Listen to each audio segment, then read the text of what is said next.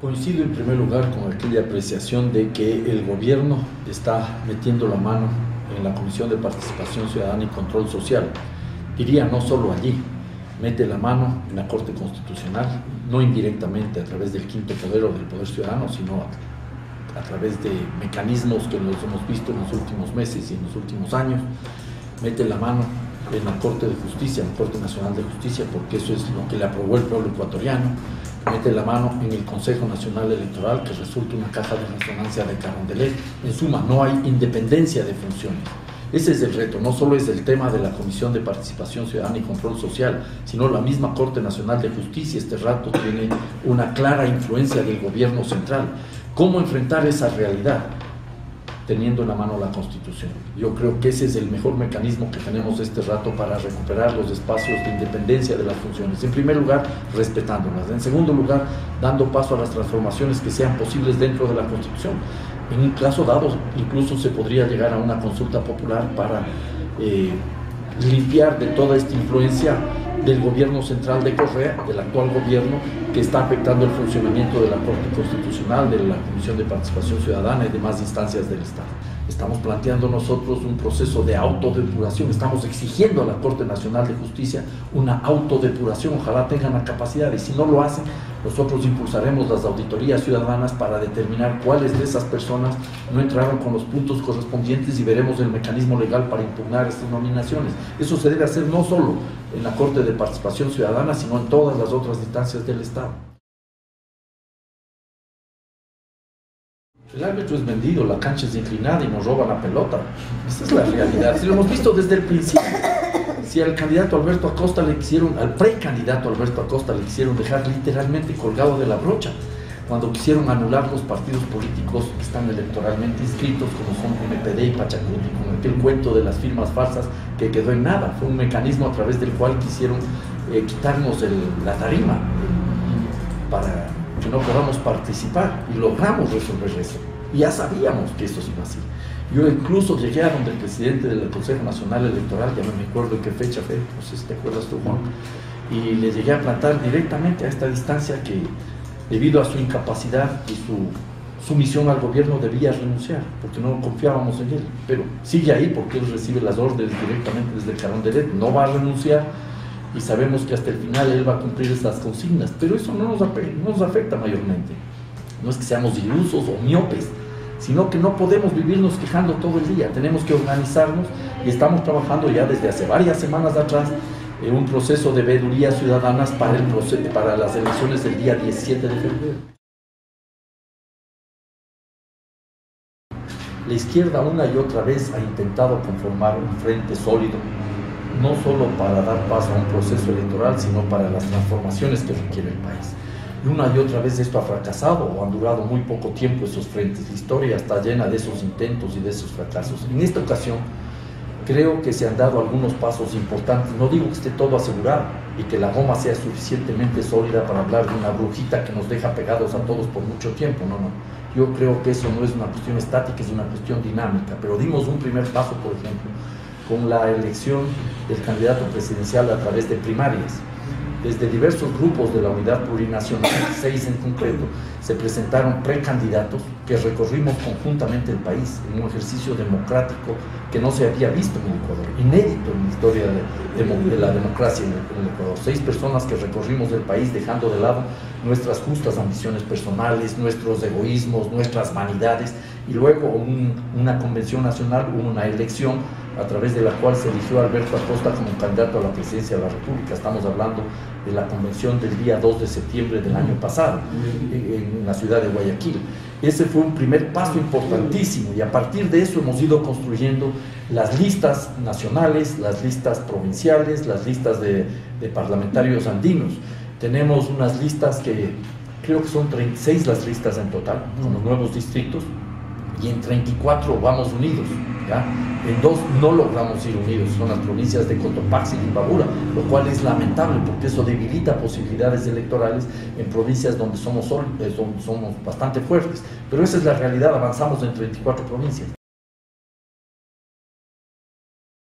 Quienes estamos en la Unidad Plurinacional, de una u otra forma, casi todos, no absolutamente todos, apoyamos directa o indirectamente este ahora mal llamado proceso de revolución ciudadana. Y fuimos los que luego conformamos el frente, esta vez no, señor presidente, en la consulta popular. Cuando decíamos esta vez no, queríamos decir que otras veces dijimos sí, pero ya llegó un momento en que no podíamos seguir más cerca a un presidente que estaba traicionando el sentido histórico de un proceso que despertó enormes expectativas, esperanzas y sueños en la sociedad ecuatoriana. ¿Cuáles son las grandes contradicciones? Muchas. ¿Ya? La primera gran contradicción, diría yo, es el irrespeto a la Constitución de Montecristi, la falta de coherencia. Un presidente que dice que la Constitución va a durar 300 años y se compromete a cumplirla, al cabo de 4 años ya no la cumple. No, en mucho menos tiempo ya no la cumplió. No se había cumplido un año de la Constitución, pocos meses de lo que entra en vigencia la Constitución, y se impuso la ley de minería que está en contra de la Constitución, como determinó el mismo Tribunal Constitucional. Y a pesar de eso entró en vigencia la Constitución, entró en vigencia la ley de minería. En ese sentido yo diría que esa es una de las primeras grandes contradicciones. Otra de las grandes contradicciones es haber cerrado las puertas a una verdadera participación ciudadana. En la Revolución Ciudadana lo que rescatábamos era eso, la participación de la ciudadanía, que poco a poco se ha ido marginando. Ahora, para participar en los procesos políticos, para participar en la toma de decisiones gubernamentales, se prioriza que una persona tenga o no camiseta verde flex, que sea o no del gobierno, y eso nos parece que es una barbaridad. El irrespeto permanente a los derechos, a las libertades, a las garantías, no abona a favor de un proceso democrático. Esas son cuestiones en donde nosotros no estamos de acuerdo. Nosotros, para poner un ejemplo aún mucho más concreto, luchamos por décadas por el libre ingreso a la universidad, ahora se restringe el libre ingreso a la universidad.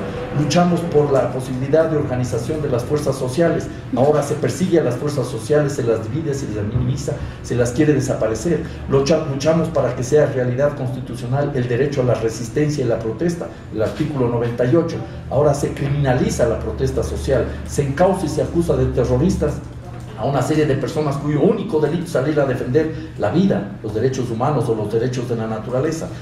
Adicionalmente, este es un gobierno que dijo que iba a transformar las estructuras productivas, que no íbamos a ser más dependientes de la exportación de recursos primarios. Pasan 6 años y no hay un solo cambio al respecto, siguen los mismos problemas, seguimos atados a la exportación de petróleo y la opción que nos presenta es la mega minería como la gran alternativa, algo que es una verdadera falacia. El mismo presidente de la República ha reconocido que no logró la reconversión de la matriz productiva, que no hay transformación de la estructura productiva.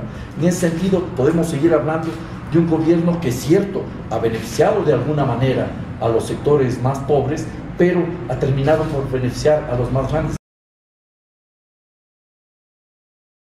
¿Y qué dice la Constitución? El mismo artículo 283, que hay que construir una economía social y solidaria, donde hay espacio para la economía privada, la economía estatal, la economía mixta, la economía popular y solidaria. Economía popular y solidaria que está hecha por los emprendimientos asociativos, cooperativos, comunitarios. Ahora, dentro de la economía privada hay que hacer ciertas diferenciaciones. No todos los empresarios son iguales, como no todas las empresas son iguales.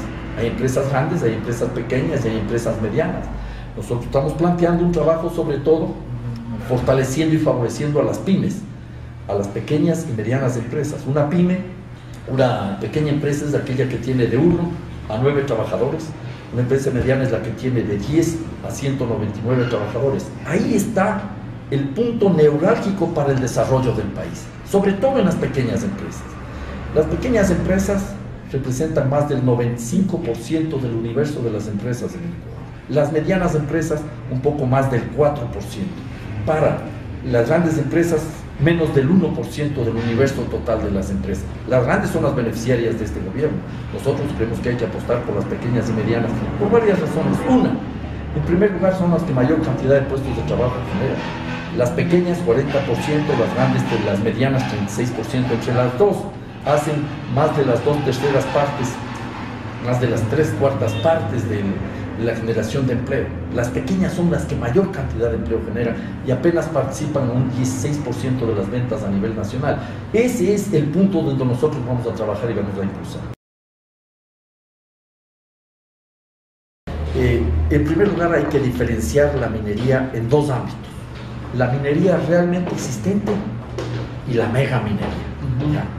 Porque en el Ecuador hay minería. No es que recién vamos a inaugurar la minería, no. Nosotros tenemos que dar una respuesta clara a la minería realmente existente. ¿De qué estamos hablando ahí? En primer lugar, de la minería que tiene que ver con los áridos o los materiales de construcción. Nadie dice que no tiene que haber esa minería, sería una barbaridad. ¿Ya? Sería una estupidez decir que no va a haber esa minería, pero creo que muchas personas no están de acuerdo en la forma en que se están explotando esos recursos minerales. Al parecer ha estado usted por el norte de Quito recientemente, cuando fue para Esmeraldas, ¿ya? Y ha visto cómo se explotan las canteras. No es una casualidad que en la zona esa de San Antonio tengamos los mayores índices de enfermedades de los ojos y de los pulmones, ¿ya? Porque se están explotando mal esos recursos minerales. No estoy diciendo que no se exploten, pero hay que hacerlo bien. Luego tenemos la minería metálica en distintas partes del país. Es la minería a pequeña escala, la minería artesanal o la minería de subsistencia. Entonces ahí tenemos que comenzar a trabajar con muchas responsabilidades. El gobierno es mucho más contaminante. Porque no hay ninguna política clara al respecto. Es tremendamente contaminante, nadie lo discute, porque no hay ninguna política. No tienen criterios ambientales para trabajar, no tienen criterios económicos para trabajar. Muchas de estas actividades no son consideradas productivas, no acceden a líneas de crédito, entonces tienen que ir a los churqueros, no tienen tecnología adecuada, porque además no tienen condiciones adecuadas para comprar la mejor tecnología, no tienen respuestas colectivas de organizarse. Por ejemplo, la zona de Portobelo, el distrito minero de Portobelo, que existe explotación minera antes de la República del Ecuador, ¿ya? Pero está generando una tremenda contaminación que va a través del río Amarillo y del río Macarena hasta el norte del Perú. El punto de partida es nuestra soberanía. Desde la soberanía nacional, desde una concepción estratégica de país, tenemos que relacionarnos con todos los países del mundo, empezando por los países vecinos. Nosotros tenemos que relacionarnos de una manera activa y dinámica con Colombia y con Perú y con el resto de países de la región. Nosotros vamos a revitalizar, por ejemplo, con nuestro asambleísta Juan Cubi, nuestro parlamentario andino, todo lo que significa la integración. Desde la integración andina creo que nosotros debemos potenciar la UNASUR. Nosotros vemos ahí un enorme potencial. Creemos que también hay que trabajar en el CELAC como en el ALBA. Todos son espacios de integración válidos. Desde esa lógica tenemos que nosotros buscar mecanismos para, como bloque regional, participar en el contexto internacional. Habrá que tener buenas relaciones con los Estados Unidos, buenas relaciones con Europa y con el resto de países del mundo, pero siempre defendiendo los intereses del país. La soberanía nacional, que luego tendrá que transformarse en una soberanía regional para tener mayor potencialidad en el contexto mundial. Nadie puede estar satisfecho cómo está la educación en el país, y menos aún luego de 6 años de este gobierno que pretende llevarnos a un esquema de mejora con restricción. Mejorar la calidad de la universidad cerrando la puerta a la universidad. El reto es mejorar la calidad garantizando el libre ingreso. El libre ingreso y garantizando también la posibilidad de que la juventud pueda escoger libremente sus carreras. No puede haber ninguna imposición para que a la juventud le digan lo que tiene que estudiar. Eso nos parece clave y fundamental. Pero mejorar la educación implica varias cosas. En el cortísimo plazo habrá que tener cursos de nivelación para que los jóvenes que vienen de colegios donde no tienen una educación adecuada puedan participar efectivamente en la universidad, activamente y en buenas condiciones dentro de la universidad. Simultáneamente habrá que mejorar la calidad de la educación secundaria y primaria. Y eso implica incorporar en la universidad como actores fundamentales al estudiantado, a los profesores y profesoras, no marginarlas como hace este gobierno.